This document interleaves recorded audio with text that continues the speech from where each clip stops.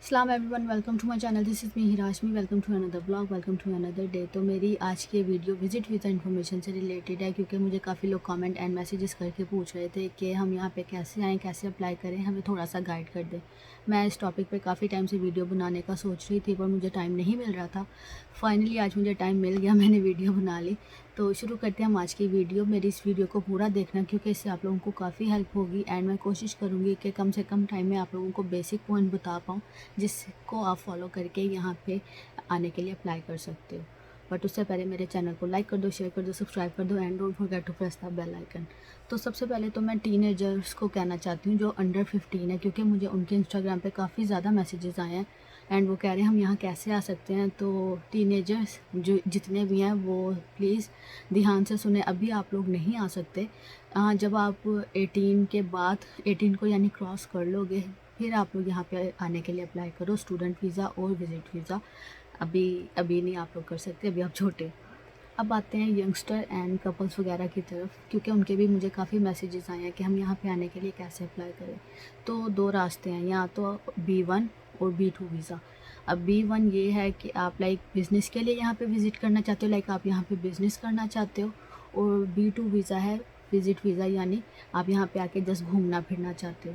इन दोनों को, अगर इन दोनों में से जो भी आपने अप्लाई करना है B1 और B2, इसके लिए आपको सेम फॉर्म ही चाहिए होगा और उस फॉर्म का नाम है DS-160। मैं उसकी पिक्चर डाल देती हूँ।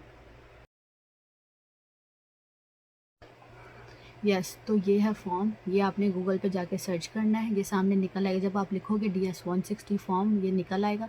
आपने उसको तसल्ली से आराम से फिल करना है। और जब आप ये सारे, आई थिंक 8 और 9 पेजेस होते हैं इसके, आपने आराम से देख के अप्लाई करना है। और जब आप अप्लाई कर लोगे तो आपने उसको, अभी फ़ीस वगैरह कुछ नहीं पे करना। आपने सबसे पहले उन फॉर्म की प्रिंट निकालनी है, क्योंकि काफ़ी लोग ये करते हैं, वो फॉर्म फिल करके एंड बस सबमिट कर देते हैं, फ़ीस पे कर देते हैं और प्रिंट निकालना भूल जाते हैं। ये गलती आपने नहीं करनी। आपने लाजमी उस फॉर्म के प्रिंट निकालने हैं। उसके बाद जब आप फ़ीस पे करने लगोगे, फ़ीस पे करने से पहले आपको अपॉइंटमेंट डेट आप पिक कर सकते हो। पहले आप अपॉइंटमेंट डेट पिक करोगे, उसके बाद आप फ़ीस पे करोगे। और फ़ीस जो होती है इसकी 185 होती है, $185। तो जब आप फ़ीस पे कर दोगे, ये सब डन हो गया, आपकी अपॉइंटमेंट डेट फ़िक्स हो गई। ओके, एंड जब आप लोगों ने जाना होगा, अब जो यंगस्टर हैं उनको फर्स्ट क्वेश्चन में भी हो सकता है कि आर यू सिंगल और आर यू मैरिड। अगर आप सिंगल हो तो आप सिंगल ही कहोगे, तो यहाँ से ही आपका वीज़ा रिजेक्ट होने के 90% चांसेस हैं, क्योंकि उनको ये डाउट होता है कि आप USA जाके वापस नहीं आओगे। तो आपके टाइज बहुत स्ट्रॉन्ग होने चाहिए, लाइक आपके वहाँ पे कोई बिज़नेस होना चाहिए या आपका पार्टनर होना चाहिए। यानी आपके टाइज अगर स्ट्रॉन्ग होंगे तो आपको वीज़ा यूँ मिल जाएगा। बट अगर वो ऐसे कच्चे पक्के होंगे, आप सिंगल होगे, आपके कोई बिज़नेस नहीं होगा, कोई प्रॉपर्टी कुछ नहीं होगा, तो आपको वो वीज़ा नहीं देंगे। इसलिए इस बात का आप लोगों ने ख्याल रखना है। और दूसरी एक और बात, जब आप लोग उन इंटरव्यू हो रहा होगा तो आप लोगों ने टेंस नहीं होना, घबराना नहीं है, कॉन्फिडेंट होकर आप लोगों ने जवाब देना है। क्योंकि अगर आप लोग ज़रा सा भी नर्वस हो गए, टेंशन में आ गए, तो वो आपके फेस एक्सप्रेशन देख रहे होते हैं, वो वहीं से आपको रिजेक्ट कर देंगे लाइक, क्योंकि वो आपको देख के आपका इंटरव्यू नहीं लेंगे। आप सामने बैठे हुए हो, वो आपको नहीं देख रहे, वो इस तरफ देख रहे होंगे, क्योंकि उनके सामने होती है एक स्क्रीन, उसमें सारा आपका डाटा होता है, वो वहाँ पे देख रहे होते हैं। वो आपके जो हाथ में फ़ोल्डर होगा, पेपर्स होंगे, हाँ आपने पेपर साथ लेके जाने अपने, चाहे प्रॉपर्टीज़ की हो, चाहे निकाह की पिक्चर्स हो, शादी की पिक्चर्स, जो भी पेपर्स आपके पास एज अ प्रूफ होने चाहिए। पर वो उसको चेक नहीं करेंगे, वो चेक करेंगे आपकी बॉडी लैंग्वेज, आपका कॉन्फिडेंस। अगर वो कहीं पे भी ख़राब हो गया तो यहाँ पे ख़तरा हो सकता है। सो आप लोगों ने डरना नहीं है, ना टेंस होना है, क्योंकि वो जो बेचारे इंटरव्यू ले रहे हैं वो भी हमारी तरह इंसान है। इतनी कोई डरने वाली, टेंशन वाली बात नहीं होती। बस लोगों का होता है कि वो USA का वीज़ा है, ये लोग फेल कर देंगे, ये वो, ऐसा कुछ नहीं होता। आप इजी होके जवाब दोगे तो अच्छा होगा, बेहतर होगा।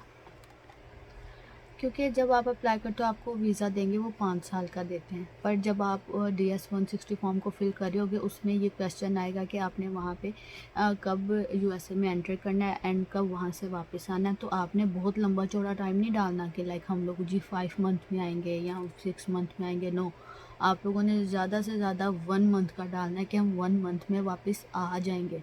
क्योंकि अब आपको ये चॉइस होती है, आप 6 मंथ में आ तो सकते हो, पर ये होता है कि जब आप लॉन्ग टर्म के लिए रहने लग जाते हो, तो आप उनकी नज़र में आ सकते हो। इसलिए बी केयरफुल, आप लोग 1 मंथ का डालो और ईज़ी होके जो सारे क्वेश्चंस हैं उनको सही तरह रीड करके और फिर उसके आंसर देने हैं। क्योंकि क्वेश्चन इस तरह के होते हैं, कई दफ़ा आप लोग वहाँ पे डेट गलत डाल देते हो, और जब वो वहाँ डाटा में देख रहे होते हैं और जो आप जो उनको जवाब देते हो, अगर उन दोनों में थोड़ा सा भी फ़र्क हुआ, उनको वहाँ से भी डाउट हो जाता है कि अच्छा डाटा में कुछ और, यानी जो एप्लीकेशन फिल की उसमें कोई और आंसर है और आप जवाब कुछ और दे रहे हो, तो उनको यहीं पे डाउट हो जाता है। इसलिए आपने फॉर्म अपना खुद देख के फिल करना है और अपने टाइस को स्ट्रॉन्ग रखना है।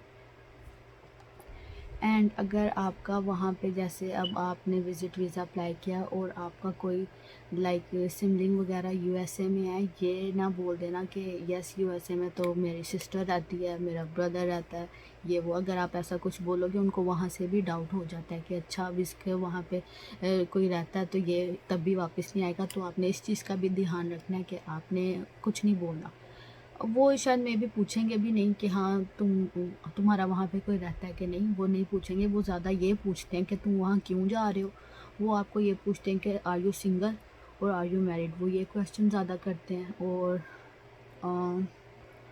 वो सबसे मेन वो पूछते हैं वजह क्या जाने की, लाइक आपने यूएस से ही क्यों जाना। तो आपने ये आंसर अपने दिमाग में पहले से सोच के रखने। आप वहाँ जाके नहीं, जब वो क्वेश्चन करें आप बैठे सोच रहे हो, क्योंकि आपके पास इतना टाइम नहीं होता। आपको यूँ आंसर देने पड़ेंगे। 5 मिनट या 10 मिनट का आपका इंटरव्यू होता है, वो सोचने लगोगे, वो वहाँ से भी आपको रिजेक्ट कर देंगे कि ये सोच रहा है, इसको तो कुछ पता ही नहीं है। तो इस बात का भी आप लोगों ने ख्याल रखना है।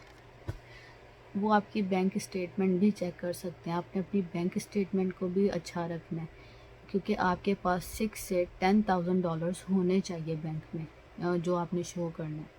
मुश्किल ही है, वो चेक करेंगे। मैंने बताया पहले भी जैसे कि वो आपके पेपर्स जो आपके हाथ में होंगे, फ़ोल्डर पूरा होगा, वो उसको टच भी नहीं करेंगे। क्योंकि यूएसए एम्बेसी ये एक फ़ायद ऐसी एम्बेसी है जहाँ पे वो पेपर्स चेक नहीं करते। हर कंट्री के लिए आप जब वीज़ा के लिए जाते हैं तो वो पेपर्स चेक करते हैं, बट ये लोग पेपर्स नहीं चेक करते। ये लोग face expression, body language check करते हैं कि अच्छा, क्योंकि उनको पता है कि अगर ये झूठ बोल रहा है तो ये नर्वस होगा ही होगा। वो कई दफ़ा आपको उल्टे सीधे क्वेश्चन करते हैं कि आप लोग घबरा जाएं, पैनिक हो जाएं।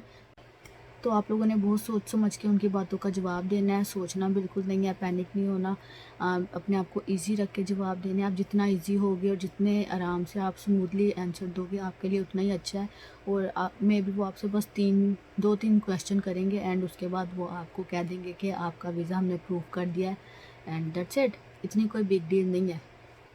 अब आता है स्टूडेंट वीज़ा, कि स्टूडेंट वीज़ा क्या है, उसके लिए क्या करें। तो इसके बारे में मैं इन्फॉर्मेशन किसी और ब्लॉग में दूंगी। फ़िलहाल मैंने यही इन्फॉर्मेशन देनी थी।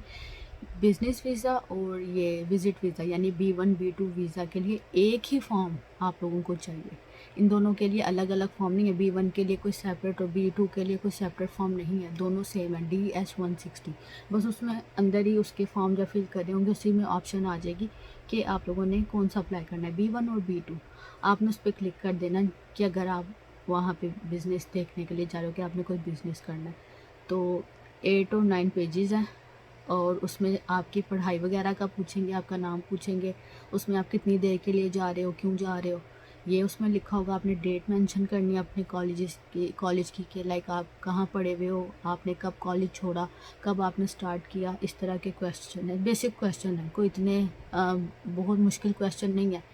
उसमें आपने अपने पेरेंट्स की इन्फॉर्मेशन भी डालनी होती है। एंड अगर आपके साथ कोई और ट्रैवल कर रहा है, लाइक आपके कोई पार्टनर भी ट्रैवल कर रहा है विज़िट वीज़ा पे, उसने आपके साथ जाना है, तो आपको उसके लिए भी अप्लाई करना पड़ेगा। लाइक आप ये ना सोचो कि अब यानी कपल है तो उनके लिए एक ही फॉर्म चाहिए होगा। नो, अगर आपका पार्टनर भी साथ जा रहा है उसके लिए भी आपको फॉर्म फिल करना पड़ेगा। ये नहीं कि आप एक फॉर्म फिल किया एंड दैट्स इट। नो, आपको 2 फॉर्म, अगर 2 लोग हैं तो 2 फॉर्म, 3 लोग हैं तो 3 फॉर्म लगेंगे।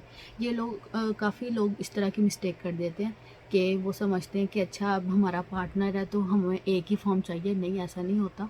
अगर आपका पार्टनर है या साथ में आपका कोई और रिलेटिव है या कोई भी है या पेरेंट्स हैं, सबके अलग अलग। अगर 4 लोग हैं तो 4 फॉर्म ही आपको फिल करने पड़ेंगे एंड एक फॉर्म 8 और 9 पेजेस का होता है एंड वो सारे आपको फिल करने होते हैं। हर तरह की जो भी इंफॉर्मेशन है आपको डालनी होती है एंड आपकी वो इन्फॉर्मेशन सारी सेव होती है, वो कहीं पे भी लीक आउट नहीं होती। बैंक स्टेटमेंट वगैरह अगर वो आपसे मांगते भी हैं वो सब सेव होता है उनके पास। सो घबराने की ज़रूरत नहीं है कि हमारी बैंक स्टेटमेंट उनके पास जा रही है या हमारी बेसिक जो अपनी ओन इन्फॉर्मेशन है वो उनके पास जा रही है। घबराना नहीं है, बस ईजी होके आप लोगों ने फॉर्म फिल करना है एंड आपने फिर अपने इंटरव्यू का वेट करना है। इंटरव्यू के लिए अपने आप को रेडी करना है माइंड से भी एंड देन बस जाके इजी होके इंटरव्यू देना है एंड फिर आपको अल्लाह ने चाहा और आप लोगों ने सही इंटरव्यू दिया तो आप लोगों को इजीली वीज़ा मिल जाता है। ये गलत बात है कि जी वो रिजेक्ट कर देते हैं, वो जान के करते हैं, ऐसा नहीं है। अगर आपके टाइज स्ट्रॉन्ग होंगे, अगर आप कहीं झूठ नहीं बोलोगे तो वो आपको वीज़ा 100% देंगे। आपने वहाँ झूठ नहीं बोलना है क्योंकि उनके पास सारी इन्फॉर्मेशन पहले से होती है कि आप कहाँ बोर्न हुए क्या। अगर आप कहीं पे भी झूठ बोलोगे आप पकड़े जाओगे क्योंकि उनके पास उनके स्क्रीन पे सारी आपकी इन्फॉर्मेशन है ऑलरेडी। तो ये ना सोचना कि उनको कुछ नहीं पता। लोग ये मिस्टेक कर देते हैं, उनको तो कुछ पता नहीं होगा, झूठ बोल देते हैं एंड बाद में वो फिर कहते हैं कि वो हमने ये गलती की थी, हमने झूठ बोल दिया। काफ़ी लोगों का मैंने देखा है कि वीज़ा इसीलिए रिजेक्ट हो जाता है क्योंकि वो समझते हैं कि इनको कुछ नहीं पता, वो झूठ बोल देते हैं। चाहे वो क्वेश्चन इतना सही इतना सी वो क्वेश्चन हो, उसका आंसर छोटा सा एक वर्ड का क्वेश्चन हो, वो झूठ बोल देते हैं, वहीं से उनका वीज़ा रिजेक्ट हो जाता है। तो आपने झूठ नहीं बोलना एंड आपने अपनी टाइज को स्ट्रॉन्ग रखना है और आपने ये बताना है कि आपने विज़िट करके वापस आना है कंट्री अपने, आप वहाँ रहने नहीं जा रहे हो। अगर आप ये सब नहीं शो करोगे तो वो आपको वीज़ा भी नहीं देंगे क्योंकि उनको यही होता है कि ये जाएंगे और फिर वापस नहीं आएंगे। बस इतनी सिंपल सी बात है। आई होप मेरी वीडियो आप लोगों को हेल्प करेगी, आप लोग ध्यान से सुनोगे। अगर कोई और क्वेश्चन हो तो मुझे आप मैसेज करके कमेंट करके पूछ सकते हैं। बस आज की वीडियो यही थी मेरी। आई होप मेरी आज की वीडियो आप लोगों को अच्छी लगी होगी। तो बस मेरे चैनल को लाइक शेयर सब्सक्राइब कर दो एंड मुझे सपोर्ट करते रहो इसी तरह। और मिलते हैं आप लोगों से नेक्स्ट ब्लॉग में। तब तक अपना बहुत ज़्यादा ख्याल रखना। बाय बाय, टेक केयर, अल्लाह हाफिज़।